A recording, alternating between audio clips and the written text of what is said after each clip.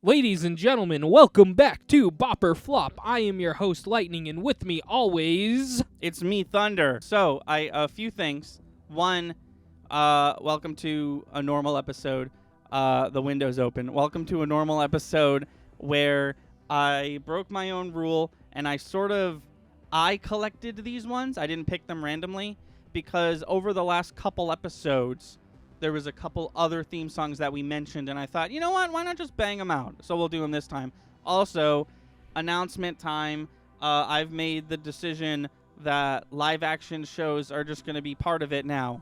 Yeah, yes, I love it. So what I'm gonna do to meet you in the middle, we're gonna stick to children's shows, and we'll do the special. If we do a special, it'll be like sitcom special or like adult show special. I'm down for that. Because if I'm being real, a lot of adult shows are just like 15-second music stinger, no lyrics, and it's like, you know. But some aren't. Some, then you no, have some that are, 70s show. You have Big right, Bang that's Theory. what I mean. You Some have, of them are great. So yeah. I think they do deserve their spot on the show. But as far as regular episodes, we're gonna stick with children's shows. Listen, I can respect that.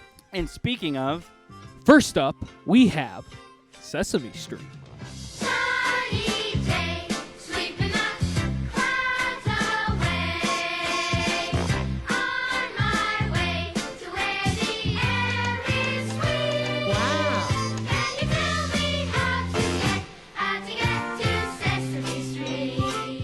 for the first time ever, the theme song has its own Wikipedia article. Sweet.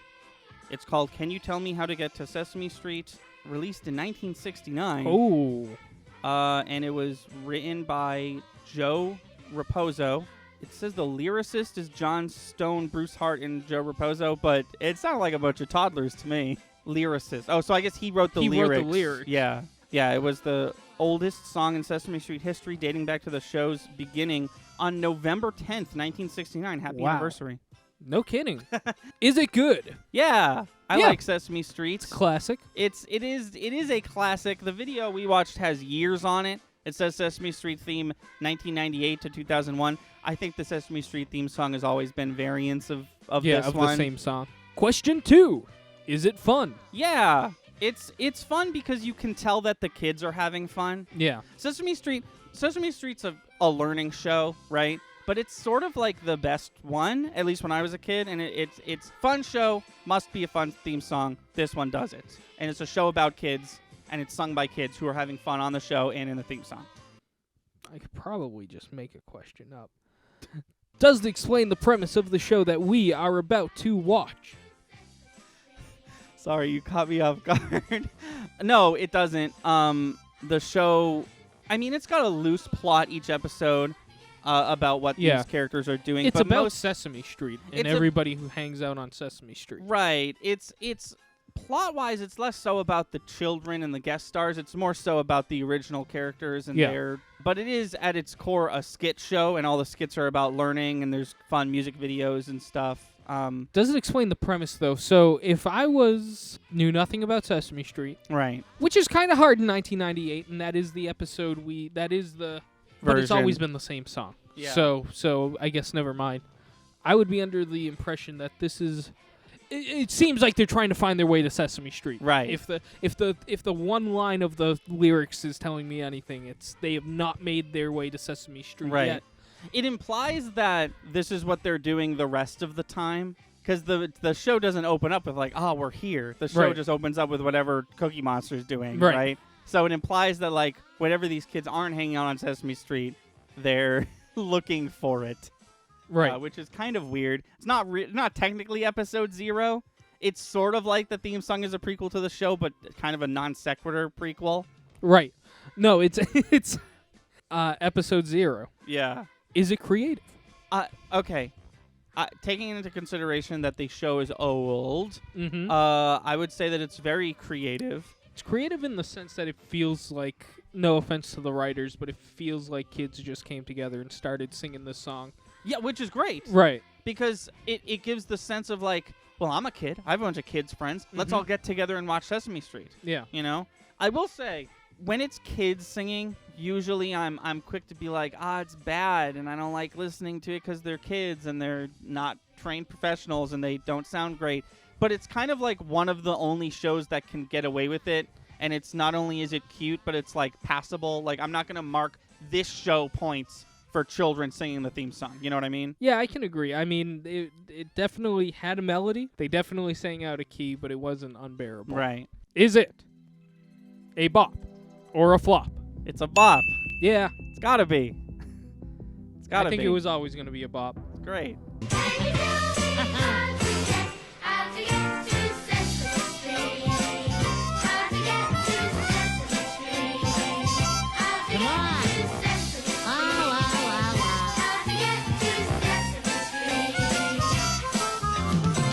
Up next is Heathcliff. Heathcliff, Heathcliff, no one should terrify their neighborhood.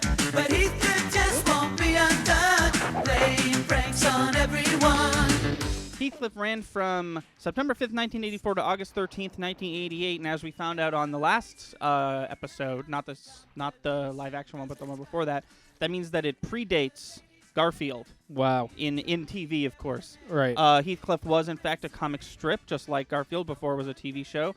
It was developed by Chuck Lorre, who's the guy who made 2.5 Men and Big Bang Theory. Did not know that. Oh, that's great. And Heathcliff was voiced by Mel Blanc. Didn't know that either. And believe it or not, the theme song was composed by Haim Saban, the guy who created Power Rangers, and Shuki Levi. The opening theme is called Heathcliff, and it is performed by Noam Kaneal.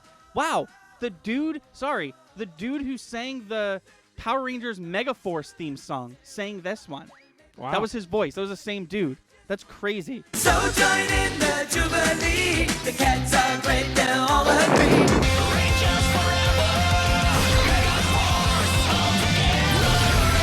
Wow, such an eye-opening, as Googled by Thunder segment. Yeah. Anyways, on to you. Is it good? Yes, I love the Heathcliff theme song. Yeah, I've really always good. loved it. When I was a kid, because I don't know where else to say it, I had they used to give episodes of TV out in serials. Oh, yeah. You know the company Deke?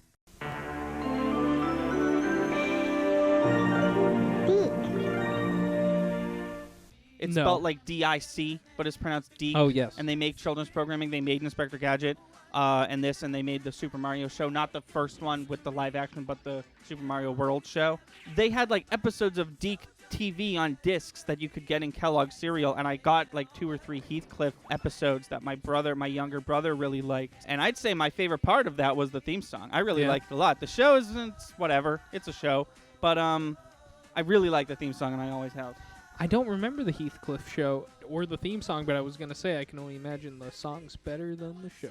It is. Yeah. Heathcliff is he's like an alley cat. He doesn't have a home, so he's kind of trash, but he owns it. I don't know. Okay. And as they say in the theme song, he kind of runs amok of the town that he lives in. Because he's the main character, so he kind of just makes it all about him. I don't know. It works. It's just not for me. Is it fun? Yeah, I think it has to be because the show tries to be fun, and whether the show succeeds or not is to be whatever. But the theme song succeeds, I think. I have a lot of fun listening to this. I always defer to you on this because I'm so bad at doing this. What would you consider the genre of the Heathcliff theme song? I wouldn't call it doo-wop, but it definitely has a 50s feel to it. I think theme songs for a long time, maybe until the 90s, early 2000s, were just plagued with trying to copy the Flintstones and Spider-Man. Yeah. And I think when there's just, a new... this is the genre of right. of cartoon intros is they have to have a little doo-woppy 50s vibe to it. No, I mean, it happens with everything. It happens with video games, too. If something's new for the first couple generations, really, it's easy to just copy what came before you because they did it right. So that must be the only way to do it right, you know? And especially in the 80s, whenever they tried to do something a little modern, it just came off goofy. Yeah. And I think we've experienced a few of those. Yeah. Where it's just is Scooby-Doo rapping? Oh, God. What's happening here? Yeah.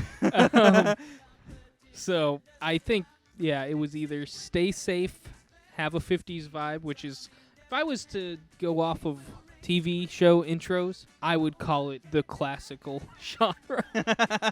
It's just the first 20 years of well-marketed, 30 years, I would say 30, maybe even late 50s to the 80s. Yeah. It's just, it's a classical cartoon intro. No, I know exactly what you mean. Does it explain the premise of the show that we are about to watch? Yeah, no, it does do a good job. It doesn't explain episode 0, but it does explain what happens on an episode-to-episode basis. Like I said, Heathcliff is kind of like a mutt, basically, and he just gets into hijinks, and whether or not he brings other characters along with him doesn't matter. Right. As far as the theme song is concerned. So, yeah, I think it does a great job of doing that. Yeah, I think it does its job. Yes, yeah, exactly. It's also long. You Yeah. notice that? Yeah. It's a minute and a half long, which is usually reserved for anime or adult Right. programming. No, we got a full minute and a half of the Heathcliff theme song. Yeah. Is it creative? Yeah, that being said, I don't think it's that creative. After everything we said, it's sort of just. It's not that it's not creative. I'm not sitting here like this is. It's non-insulting. It's typical. Yeah. It's typical. It's not basic. It's not over the top. It's just typical. You know. Yeah. And I will middle of the ground. I Middle will, of the road, I mean. Yeah, there you go. I will say this, and I never know where to say this, but this is important. Too many sound effects. We talk about this all the time. I didn't notice, but I'm sure you're right. This theme song had more sound effects than like any other theme song we've ever listened Really? to. It's so much. There's so many sound effects, and it almost like you're genuinely saying that you didn't notice them. I bet you if you watched it again, I was like now focused on the theme songs, you wouldn't even hear lyrics. You'd just be like, oh. There's a lot of theme Interesting. songs. And a lot of sound effects. The show we did, was it Mice on Bicycle? Biker Mice from Mars. Biker Mice. That one I thought was the most offensive in that category. No, I'd have to give it That's to sin. Heathcliff. Okay. I'd personally give it to Wow, I Heathcliff. can't. Maybe it was just well mixed because the thing with the biker rats. Oh, they from were so from loud. Space. It was just too loud. Way loud, yeah. No, this was mixed well. There was just a lot of distracting sound effects, and Okay. typically when I'm listening to the Heathcliff opening, I find myself sometimes trying extra hard to enjoy it because of all the sound effects. Yeah. Because they are genuinely distracting. I wish that Version with no sound effects. Well, that, but I also wish that there was just a early on precedent that like we're not going to do that as theme song writers or theme song. I don't know who's in charge of adding sound effects is what I'm saying. But I wish they didn't have a job. I wish they didn't, and I wish that there was a precedent of like, oh no, it's taboo to do that. Yeah. Because I hate it. I think honestly, just being a children's TV producer in the 50s to 80s, I think it's to catch kids' attention. I can see that. I would argue that if the theme song's good enough, you shouldn't need sound effects to catch my attention. I would argue what the point I was trying to make is I don't think there was much integrity. Oh, I see what you're saying. I think they just want to grab kids' attention. I see what you're saying. The theme song isn't enough. Throw something else right. in there. You think that regardless of how good the theme song is, there's someone else who gets the theme song and they're like, all right, now ruin it with sound effects. So if they're eating their cereal in the other room, they hear a giant crash and they come in and their favorite show's What about to cartoon start. character's making this noise? Right. Meanwhile, the theme song's like Heathcliff, Heathcliff, Heathcliff, Heathcliff. Because what is a theme song if not a commercial for your product? No, exactly. Exactly. A bop a flop? It's a bop. Yeah. I like Heathcliff. Always had, probably always will. Wish there wasn't sound effects, but that doesn't make it a blop. Heathcliff, Heathcliff, no one should terrify their neighborhood. But Heathcliff just won't be undone. You should realize he can win it with you. Up next, we have Tough Puppy. Dudley Puppy was a plain old mutt. Plain old mutt, He'd scratch, he'd dig, and then he'd chew his butt. chew his butt. But when Tough Puppy ran from October 2nd to October 2nd, 2010 to April 4th, 2015. It is the third animated television show produced by Butch Hartman after The Fairly Odd Parents and Danny Phantom. It stars Jerry Traynor and Gray Delisle and Darren Norris. And the theme song is composed by Adam Schlesinger. And if I may, real quick, the reason I included this one is because we've had two perfects so far. Yes. And they were Fairly Odd Parents and Danny Phantom. And those are both shows that Chris and I watched as children and both shows that Butch Hartman did. This is another show he's done. Neither of us have ever seen this. This is Chris's first time hearing the theme song. My first time hearing it was a couple days ago. And here we go. Question number 1, is it good? I'm going to say yes. It wasn't my favorite. No, it wasn't my favorite either. The show seems dumb. I will say that right off the bat. The show seems pretty bad. I think his lyrics mirror that. I think that it seems like he's just trying to match the humor of the show. So And I think he did his best. Yeah. You can't fault him for making stupid lyrics for a show that is stupid. Yeah. No, I think it was fair. I think it was fine. Yeah. I think it was good. Yes. Yeah. Is it fun? Sure. It's definitely going for something. I wouldn't describe that something as fun, but as far as the is it fun question goes, I think it gets the job done. Mm-hmm. Does it explain the premise of the show we are about to watch? If I may. Sure. Yeah, go for it.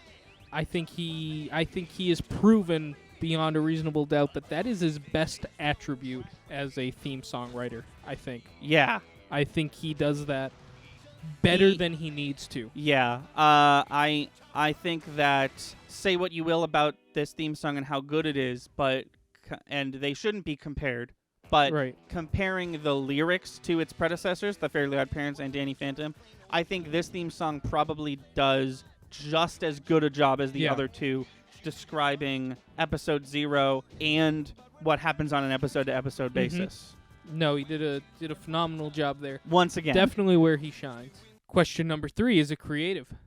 Question number 4, question number 6, question number 10, question number 100, is it creative? I'm hesitant to say yes. I kind of want to say no. Well, it's not creative in any songwriting. Right. It's pretty standard. It's actually a ripoff of spy movie stuff.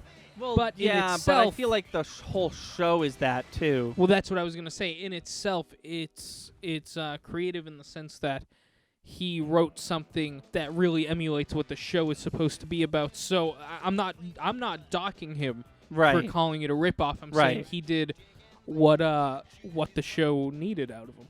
No, here's the thing. I can talk all day about how I didn't love this theme song as much as the other two, those being Fairly Odd Parents and Danny Phantom. I don't want people to get confused with the other theme songs we've done on this episode. Mm-hmm. I don't think I could do better than this. I think if I was in charge of making the Tough Puppy theme song, this is probably equatable to what I would come up with. He did what he was supposed to do. It didn't wow. Well, I think what we're getting at is it didn't wow us, but it was good. Yeah. So the big question. Yeah. Is it a bop or flop? It's a bop. Yeah. Like you said, it did not wow us, but it did everything. It checked off all the boxes like the other ones did, and I'm not going to drop it down to a blop or a flop because of that. No, it's not a perfect. Nope. Because it didn't wow us. It's a solid bop. Yes, exactly. He's a tough puppy, tough puppy. He's a tough puppy. Up next, we have Little Shop.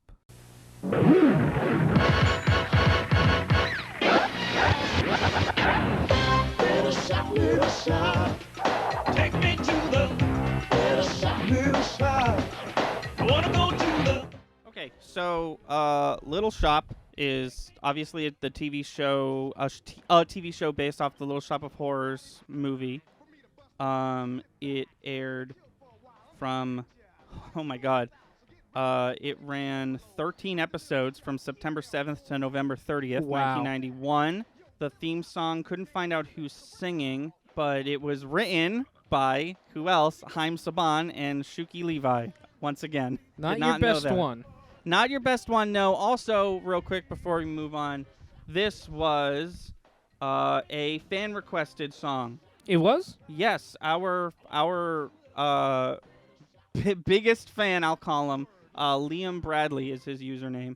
This is one of the ones he wanted us to do. He was also the person who requested Rainbow Butterfly Unicorn Kitty. No kidding. Cool. So I'm trying to work my way through all the ones that he requested because he's the only one who's requested stuff. Yeah. So I'm gonna get to all of them. When did he request that? Oh, like 4 or 5 months ago. Oh, It's no. been a while, yeah. But I'm gonna get to all of them. I promise. I told him I would, and I'm gonna do it. And this was one of them. The reason I included this song is because one of the Scooby-Doo theme songs, we looked it up and they said that they were mimicking Little Shop of Horrors. They were like, we want our theme song to be just like this. Right. And then I looked at Liam Bradley's list and I was like, hold the phone. There's a Little Shop of Horrors TV show. Let's Right. see what they did. Right. All right. Well, Liam Bradley, this one's for you. Is it good? Yeah, I wasn't... Okay, cards on the table. I've never seen Little Shop of Horrors, and I've never watched this television No, show. me either. You either for both. Right. Oh, okay, good. So we're on the same page. That makes me feel a little better. It has some serious Beetlejuice TV show vibes. Yeah, put in a hard day's work. Now it's beetle time. I feel like this show was a money grab. Mm. It's 100% a money grab. Dude, it ran for 13 episodes. Yeah. Like, this is literally like textbook. Like, there's a movie. Quick, make a TV show. Quick. And it unfortunately has those vibes I was talking about where in the 1980s, even though this was 91, I'm sorry. This was 91. Yeah, late 80s, early 90s, you're either, as I've now coined it, a classical Era ripoff. or you're trying to be contemporary, and unfortunately the 80s, early 90s didn't really have, I don't want to say not kid-friendly, but like it just wasn't very, it had a little cringe to it. Yeah. I will say it's, I don't even remember what question we're in, but I don't think it matters. First one. It's a very bold choice to have an original theme song. Because you could have just taken a song from the source material. Like, there's a Little Mermaid TV show, but Under the Sea is the theme song. Right. You know? They could have just taken one of those songs, but instead they had Haim Saban write something new. Hein, my dude. Yeah. He had the perfect out to go classic cartoon intro because it's already a doo-woppy musical, Yeah. but he went the other direction with it. Yeah. Number 2, is it fun? Yeah. I didn't love it. I'm not going to sit here and say it wasn't fun.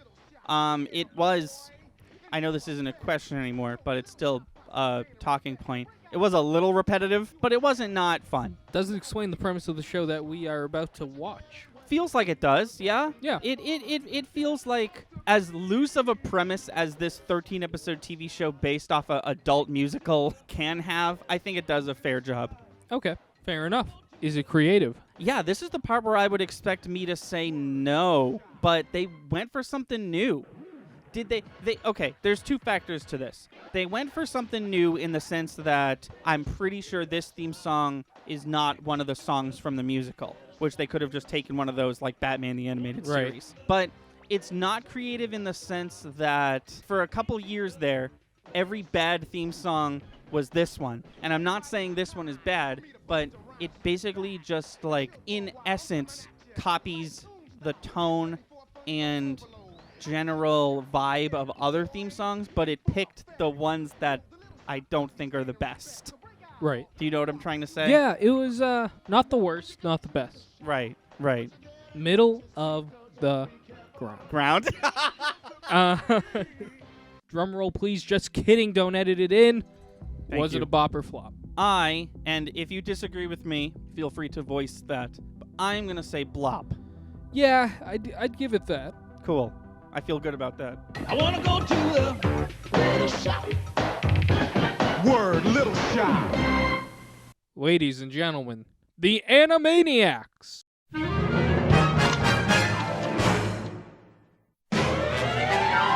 It's time for Animaniacs, and we're zany to the max. So just sit back and relax, you'll laugh when you can laugh. We're Animaniacs. Come join the Warner Brothers and the Warner Sister Dot. Just for fun, we run around the Warner movie lot. They lock us in the tower whenever we get caught. But we break loose and they're the moose, and now you know the plot. We're Animaniacs. Dot is cute and Yakko yaks. Wacko packs away the snacks while the Clinton plays the sax. We're Animaniacs. Meet Pinky and a brain who wants to rule the universe. But feathers flock together, Slappy whacks them with her purse. Buttons chases Mindy while Rita sings a verse. The writer's flip, we have no script, why bother to rehearse? We're Animaniacs. We have pay or play contracts. We're zany to the max, there's baloney in our slacks. We're Animaniacs, totally insane. Cockamamie, Animaniacs, those are the facts. Animaniacs ran from... this is a trip. It ran from September 13th, 1993 to November 14th, 1998, and it will continue on November 20th, 2020, which is just nuts. It was made by Warner Brothers. It was produced by Steven Spielberg. You did it again. The theme song was written by Richard Stone, and it was, of course, sung by Rob Paulsen, Jess Harnell, and Tress MacNeille, the three voice actors who voice Wacko, Yakko, and Dot. Right. Question 1. Is it good? Yes. Oh, my God, it's so good. I chose to do Animaniacs this week because we just kept talking about how good it was on other episodes, and we kept being like, well, Animaniacs did this, so I just thought, screw it, we'll just put it all on the table, and we'll just talk about Animaniacs. Christ, is it so good. If I could just go off on a quick tangent, here it is. I love everything about it. I love that when they're introducing the characters, they're like, well, we have a 4-bar system and 3 characters, so let's just talk about Bill Clinton, who I can only assume was the current president at the time. Right. And did in real life play saxophone, right? Yes. Yeah, that's so cool. Question number 2, is it fun? Yes. Oh, my God. It's very fun. It's incredibly fun, even without visuals. You can tell how much fun the writers and the voice actors are having performing this. And we've talked about this before. Sometimes this is good and sometimes it's bad, just simply because sometimes it works and sometimes it doesn't work. But this time I think it really worked. They got the voice actors of the show to sing the theme song. Right. They're obviously doing it in character, and they didn't go the Wizards of Waverly Place route where the main character is played by a professional singer. Right.